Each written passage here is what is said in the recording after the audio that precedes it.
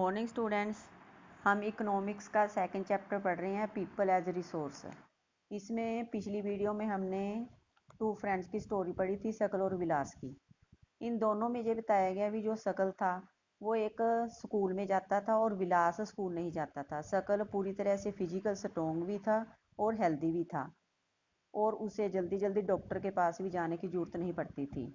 उसके साथ साथ जो उसका मित्र था विलास, वो एक पेशेंट भी था और उसके पास पैसे की कमी होने के कारण वे स्कूल डॉक्टर के पास भी नहीं जा सकता था। शकल acquired a degree in computer. उसने जो शकल था उसने कंप्यूटर में डिग्री प्राप्त की हुई थी और उसे प्राइवेट फर्म में जॉब भी मिल गई थी। लेकिन जो विलास था वो क्या करता था, उसे सेम वर्क अपनाना पड़ा उसकी मदर जो उसकी मदर करती थी। ही अर्न अ म्यागर इनकम। उसको भी उतनी ही इनकम मिलती थी जितनी इनकम उसकी मदर की होती थी। इन द केस ऑफ शकल, जो शकल था काफ़ी several years of education added to the quality of labour. शकल पढ़ लिखा चुका था क्योंकि उसने काफ़ी देर पढ़ाई की थी, उसके साथ उसकी जो क्वालिटी ऑफ लेबर थी वो काफ़ी इम्प्रूव हो चुकी थी। This enhanced is total productivity. इसके साथ जो उसकी टोटल प्रोडक्टिविटी थी वो भी इंक्रीज करने में हेल्प की। जो उसकी टोटल प्रोडक्टिविटी थी उसके साथ उसकी जो आर्थिकता थी वो भी सुधरी।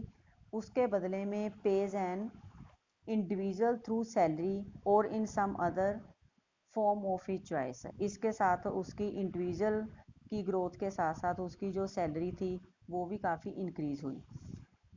लेकिन जो विलास था वो के एजुकेटेड भी नहीं था और उसकी हेल्थ केयर भी ठीक नहीं थी।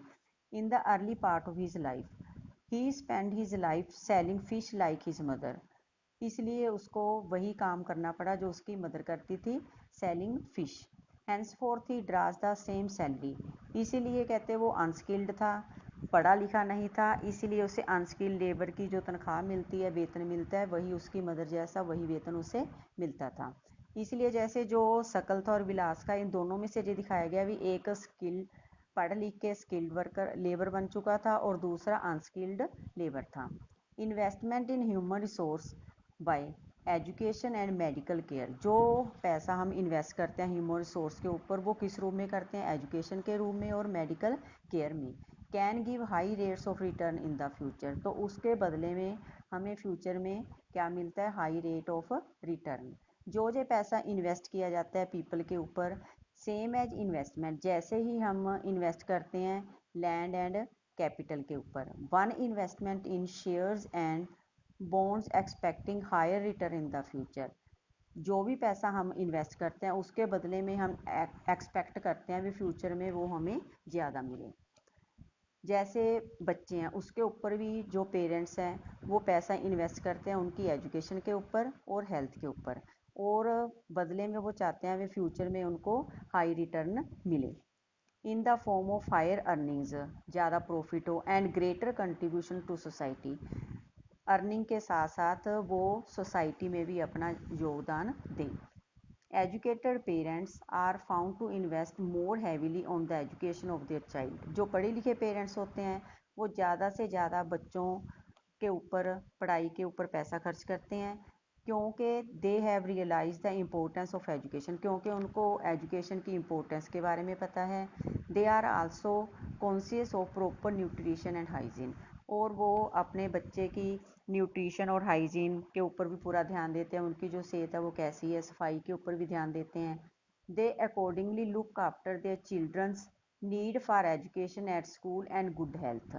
पढ़े लिखे जो पेरेंट्स हैं वो अपने बच्चे की ज़रूरतों को पूरा देखभाल करते हैं, उनकी एजुकेशन के ऊपर पूरी देख रेख रखते हैं एट स्कूल, स्कूल में भी, एंड गुड हेल्थ, और उनकी हेल्थ का भी पूरा ध्यान रखते हैं। जो पढ़े लिखे पेरेंट्स हैं उनके जो वर्च्यू साइकिल है इट इज क्रिएटेड, तो उस समय वर्च्यू साइकिल है वो बनता है क्रिएटेड इन द केस, इस केस में। In the contrast a vicious cycle में be created by disadvantage parents who, जो पेरेंट्स पढ़े लिखे नहीं हैं, अनपढ़ हैं और हाइजीन की भी कमी है उनके पास, तो उस समय विशियस साइकिल बनता है क्योंकि वो keep their children in A similarly disadvantage state. तो वो अपने बच्चों को भी, जैसे आप अनपढ़ रहे हैं उसी प्रकार अपने बच्चों को भी उसी डिसएडवांटेज स्टेट में रखते हैं। Countries like Japan have invested in human resource. Japan जैसे कंट्री है वो पैसा ज़्यादा से ज़्यादा इन्वेस्ट करते हैं ह्यूमन रिसोर्स के ऊपर, उनकी एजुकेशन के ऊपर। They did not have any natural resource. उनके पास चाहे नेचुरल रिसोर्स नहीं है तो वो क्या करते हैं, नेचुरल रिसोर्स ना होने के बावजूद भी वो डिवेलप्ड और रिच कंट्रीज़ में आते हैं। दे इम्पोर्ट द नेचुरल रिसोर्स। वो क्या करते हैं, नेचुरल रिसोर्स को क्या करते हैं, इम्पोर्ट कर लेते हैं needed in their country. How did they become rich developed. वो कैसे रिच और डिवेलप्ड बने। They have invested on people specially in the field of education and health. Developed और रिच होने का रीज़न क्या है उनका, ख़ास तौर पे उन्होंने जो ह्यूमन रिसोर्स था उनकी एजुकेशन और हेल्थ के ऊपर ज़्यादा से ज़्यादा पैसा खर्च किया। These people have made efficient use of other resources like land and capital. जो लोग हैं ज़्यादा से ज़्यादा कहते हैं लैंड और कैपिटल के कंपैरेटिवली वो एफिशिएंसी से काम कर सकते हैं। एफिशिएंसी के साथ जो टेक्नोलॉजी इवोल्व करते हैं लोग, have made this countries rich developed. उनकी एफिशिएंसी के साथ ज़्यादा टेक्नोलॉजी के यूज़ करते हैं तो इसकी वजह से जो जापान जैसे कंट्री हैं वो रिच और डिवेलप्ड हुए हैं। अब जो हमारा टॉपिक है वो है economic activities by men and women. जो इकोनॉमिक एक्टिविटीज़ हैं, जैसे इकोनॉमिक इस टॉपिक से ही क्लियर है भी, जो रुपये पैसे से रिलेटेड एक्टिविटीज़ होंगी वो इसमें आएंगी। जैसे विलास और शकल थे, have been engage in various activities. वो कहते हैं काफ़ी प्रकार की एक्टिविटीज़ में लगे। We saw Vilas sold fish. जैसे हमने पढ़ा है जो विलास था वो मछली बेचने का काम करता था, और जो शकल था वो एक फर्म में जॉब करता था। The various activities have been classified. इसके हिसाब से जो इकोनॉमिक एक्टिविटी हैं उनको 3 मेन सेक्टर में डिवाइड किया गया है, क्लासीफाई किया गया है। कितने सेक्टर में किया गया है, 3 में। फर्स्ट है प्राइमरी, सेकंड है सेकेंडरी और थर्ड है टर्जरी सेक्टर। जो सबसे पहले हम पढ़ेंगे प्राइमरी सेक्टर। जो प्राइमरी सेक्टर है इसको कहते हैं एग्रीकल्चर सेक्टर भी बोला जाता है। Include agriculture, forestry. जो प्राइमरी सेक्टर है इसमें एग्रीकल्चर भी आ जाता है, फॉरेस्ट्री भी आ जाता है, animal husbandry, fishing, poultry farming and mining, quarrying and manufacturing is included. Quarrying तक इसमें सारे जो प्राइमरी सेक्टर है, क्योंकि जो भी हम लैंड से प्राप्त करते हैं वो प्राइमरी सेक्टर में आता है। दूसरी प्रकार की जो एक्टिविटी है वो कौन सी थी, secondary activity. Secondary activity industrial sector से रिलेटेड होती है, क्योंकि जो भी मटेरियल हम प्राइमरी सेक्टर से प्राप्त, manufacturing is included in the secondary sector. Manufacture किसी चीज़ को बनाना, जैसे रा मटेरियल हमने कहाँ से लिया है, प्राइमरी सेक्टर से। जैसे कॉटन ले ली, कॉटन को अब मैन्युफैक्चर किया इंडस्ट्रीज में जाके और शर्ट तैयार की है, तो वो मैन्युफैक्चरिंग का काम जो भी होगा वो किस में आता है, सेकेंडरी सेक्टर में आता है। तो थर्ड सेक्टर है टर्जी सेक्टर। इसमें trade, transport, communication, banking, education, health, tourism services, insurance etcetera, ये सभी जो है वो थर्ड सेक्टर में आते हैं, टर्जरी सेक्टर में। तो इसको सर्विस सेक्टर भी बोला जाता है। These activities add value to the national income. जो तीनों प्रकार की जो एक्टिविटी हैं वो नेशनल इनकम की जो वैल्यू है उसको क्या करते हैं, इंक्रीज करते हैं, ऐड करते हैं। These activities are called. जो सारी जो एक्टिविटीज़ हैं इनको इकोनॉमिक एक्टिविटी बोला जाता है। Economic activities have 2 parts. जो इकोनॉमिक एक्टिविटी हैं उसके 2 पार्ट्स हैं, market activities and non market activities.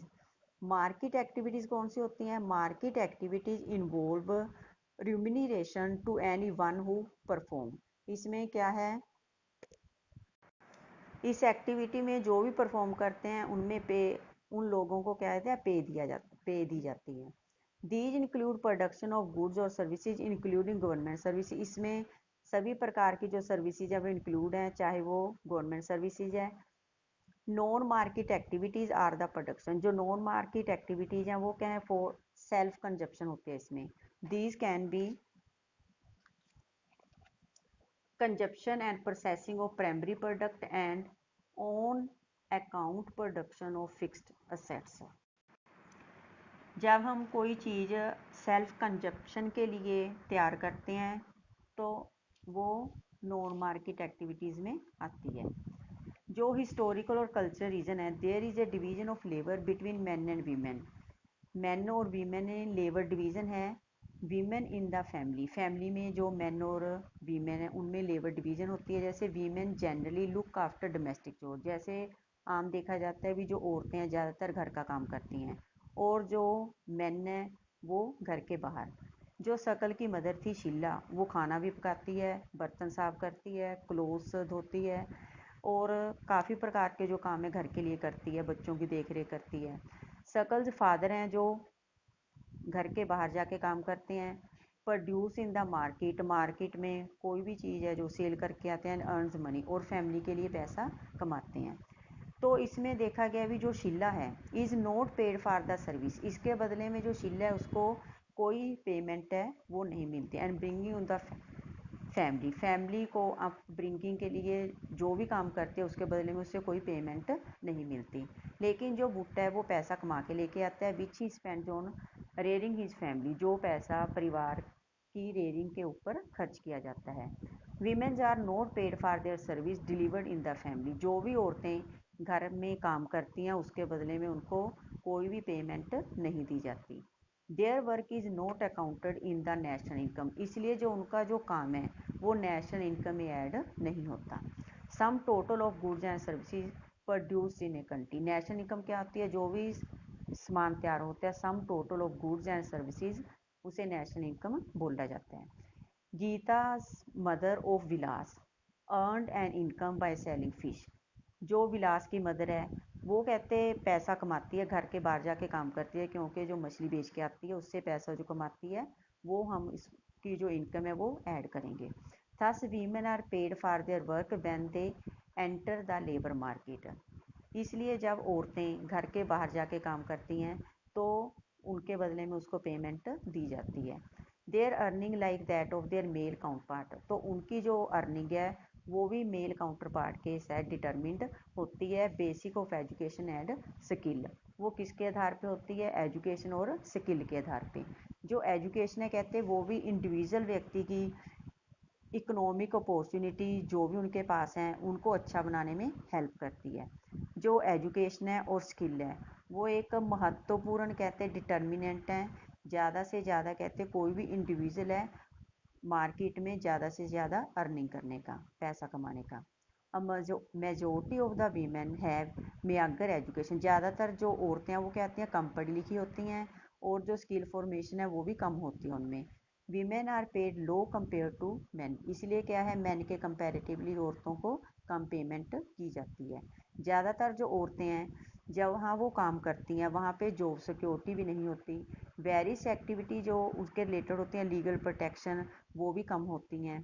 Employment in this sector is characterised by irregular and low income, ऐसी जो एम्प्लॉयमेंट सेक्टर में वो लगी होती हैं वहाँ पे जो जॉब है वो इरेगुलर भी होती है और इनकम भी लो दी जाती है।